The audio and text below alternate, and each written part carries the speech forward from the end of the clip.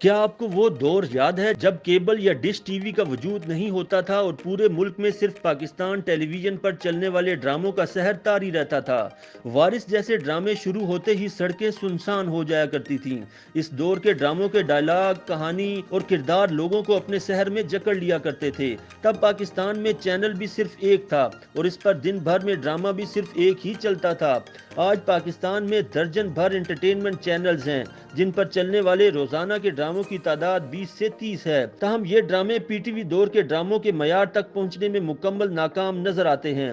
شاید اسی وجہ سے ناظرین پاکستانی ڈرامے چھوڑ کر نیٹ فلکس اور ایمیزون پرائم جیسے ویب پلیٹ فارمز پر شفٹ ہو رہے ہیں اور وہاں چلنے والی فلموں اور ڈراموں کو زیادہ شوق سے دیکھنے لگے ہیں۔ اسی لیے سال 2021 میں پاکستانیوں نے جس سیریز کو گوگل پر سب سے زیادہ سرچ کیا وہ کوئی پاکستانی ڈرامہ یا فلم نہیں بلکہ جنوبی کوریا میں بننے والی نیٹ فلکس کی سیریز اسکوئڈ گیم تھی۔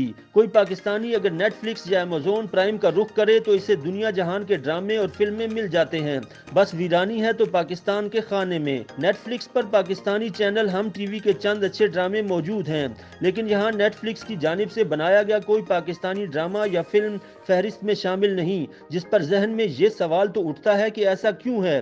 کچھ لوگوں کا خیال ہے کہ ڈراموں اور فلموں کا اچھا ہونا محض اس بات سے ثابت نہیں ہوتا کہ وہ نیٹ فلکس یا ایمیزون پر سٹریم کے لیے دستیاب ہیں۔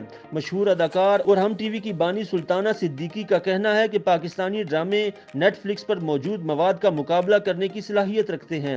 وہ کہتی ہیں کہ نیٹ فلکس پر زندگی گلزار ہے کو بے حد پسند کیا گیا، جس کا مطلب ہے کہ ہمارے ڈراموں کو بھی لوگ شوق سے دیکھتے ہیں۔ مجھے لگتا ہے کہ ٹی وی پر آج کل چلنے والے ڈرامے جیسا کہ پری زاد اور ہم کہاں کے سچے تھے بھی اگر نیٹ فلکس پر ہوں تو لوگ انہیں بہت پسند کریں گے، لیکن سلطانہ صدیقی کی رائے میں نیٹ فلکس جیسے پلیٹ فارمز کی جانب سے پاکستانی مواد نہ بنانے کے پیچھے کچھ اور وجوہات ہیں۔ ان کو لگتا ہے کہ شاید ہم بولڈ یا بے باک ڈرامے نہیں بنا سکتے، لیکن مسئلہ ہمارے اوپر عائد پابندیوں کا ہے۔ ہم نے بچوں کے ساتھ جنسی زیادتی کے موضوع پر اڈاری بنایا جسے پوری دنیا میں بہت سراہا گیا، لیکن مجھے پیمرا کی جانب سے خط آ گیا۔ ہم مقابلے کی بات انڈیا کے ڈراموں اور فلموں سے کرتے ہیں، لیکن ہمارے پاس ان جیسی آزادی نہیں۔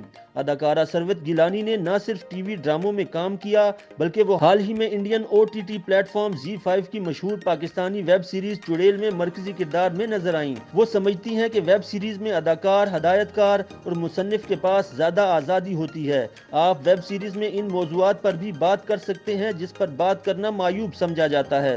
اس کے علاوہ ایکٹر کے پاس بھی اداکاری کے لیے زیادہ آزادی ہوتی ہے۔ ان کا کہنا ہے کہ پاکستان کو بہت دیر سے خیال آیا کہ اس کا مواد بھی نیٹ فلکس جیسے پلیٹ فارم پر ہونا چاہیے۔ بہت سے پاکستانی اداکار، ہدایت کار اور دیگر لوگ ان پروڈکشنز کا حصہ ہیں، اگرچہ یہ مواد پاکستانی نہیں۔ انڈیا اس لحاظ سے ہم سے بہت آگے ہے۔ انہوں نے صحیح وقت میں اپنا مواد ایسی جگہ پہنچانا شروع کر دیا جہاں دنیا بھر کے زیادہ سے زیادہ لوگ اسے دیکھیں، لیکن پاکستان بھی اب اس پر کام کر رہا ہے اور پاکستان اچھی ویب سیریز بنا رہا ہے۔ انور مقصود نے کئی دہائیوں تک سخت سیاسی اور معاشرتی حقیقتوں کو مزاح کا تڑکا لگا کر عوام کو پیش کیا اور خوب داد وصول کی، مگر ان کا قلم اب پچھلے کافی عرصے سے خاموش ہے۔ وہ اپنے روایتی انداز میں کہتے ہیں کہ ملک میں اتنے ڈرامے ہو رہے ہیں تو مجھے ڈرامے لکھنے کی کیا ضرورت ہے؟ انور مقصود سمجھتے ہیں کہ پاکستان میں ڈرامے کے گرتے معیار کی وجہ چینلز اور ڈراموں کی بھرمار ہے۔ اتنے ڈراموں کے لیے اتنے اداکار کہاں سے آئیں گے؟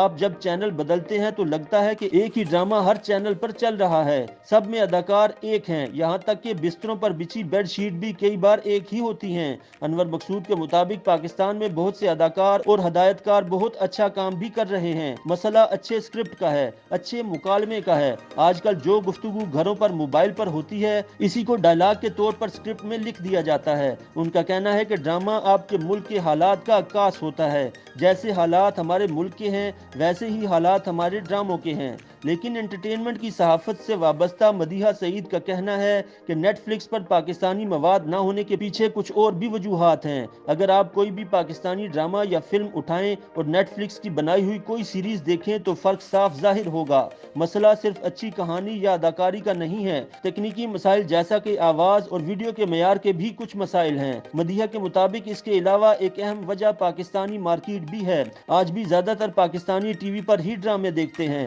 اور نیٹ نیٹ فلکس پر مواد دیکھنے والے پاکستانیوں کی تعداد باقی دنیا سے بہت کم ہے۔ نیٹ فلکس کے دنیا بھر میں صارفین 180 ملین کے قریب ہیں، جبکہ پاکستان میں ان کی تعداد صرف 1 لاکھ ہے۔ لوگوں کی سمارٹ فون اور انٹرنیٹ تک رسائی کے لحاظ سے پاکستان کا شمار ایشیا پیسیفک ممالک میں آخری 2 ملکوں میں ہوتا ہے، اس لیے ہم نیٹ فلکس کے لیے اتنی بڑی مارکیٹ نہیں ہیں جتنا انڈیا یا کوریا۔ مدیحہ کا کہنا ہے کہ پاکستان میں نیٹ فلکس کے اتنے کم صارفین ہونے کے باوجود نیٹ فلکس یہاں سے 1.6 بلین روپے کا معاوضہ کماتا ہے۔ اس لیے اگر پاکستان اپنے مواد کا معیار بہتر بنائے تو اس کے پاس ان پلیٹ فارمز تک رسائی کا موقع بڑھ جائے گا۔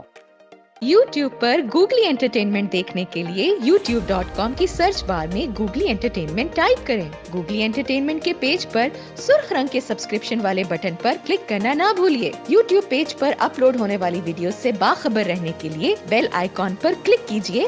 آپ کو ہر نئی ویڈیو کے بارے میں نوٹیفیکیشن موصول ہو جائے گا۔